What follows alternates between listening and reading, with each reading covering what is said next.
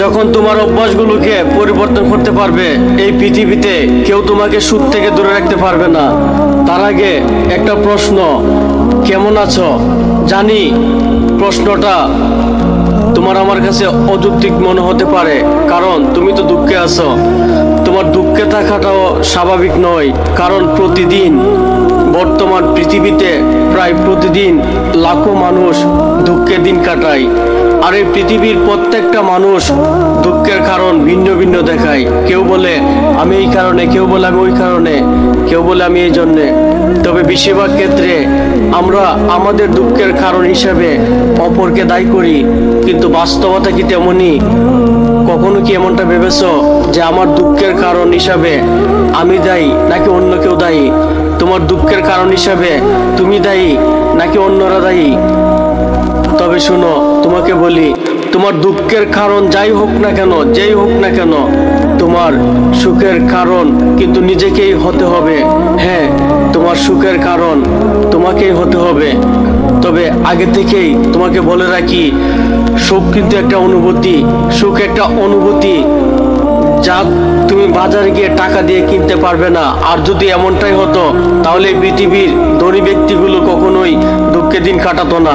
তুমি কি জানো, এই পৃথিবীর ধনী ব্যক্তিরা সব থেকে দুঃখের দিন কাটায়। সুতরাং সুখ তুমি কখনো বাজারে কিনতে পারবে না। এটা একটা অনুভূতি। যে জিনিসগুলো অত্যন্ত জরুরি সেটা হলো বিশ্বাস। হ্যাঁ, বিশ্বাস।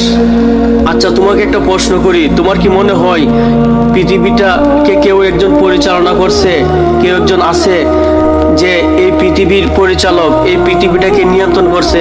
আমি বিশ্বাস রাখি তুমি এমনটা রাখো যে এই পৃথিবীটাকে কেউ একজন নিয়ন্ত্রণ করছে। যদি এমনটা বিশ্বাস রেখে থাকো, তাহলে একটা ছোট্ট একটা বিশ্বাস নিজের মধ্যে আনতে হবে।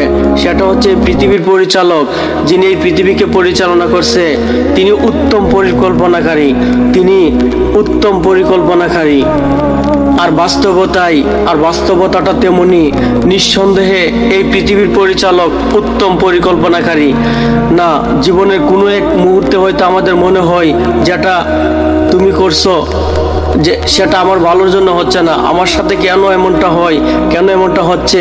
তিনি কি কোনো কিছু দেখতে পান না? তিনি সমস্ত কিছু দেখতে পায়, তিনি সমস্ত কিছুই দেখতে পায়। আমাদের এই চিন্তা ভাবনাটা ক্ষুদ্র সময়ের জন্য, কিন্তু একটা সময়ের পরে গিয়েও, একটা সময় পরে আমাদের মনে হয় যেটা হয়েছে আমাদের জন্য ভালোর জন্য হয়েছে। আর তোমাকে এই বিশ্বাসটাই রাখতে হবে, তোমার মধ্যে এই বিশ্বাসটাই আনতে হবে, যেটা হয় সেটা ভালোর জন্যই হয়। নিঃসন্দেহে এই পৃথিবীর পরিচালক উত্তম পরিকল্পনাকারী।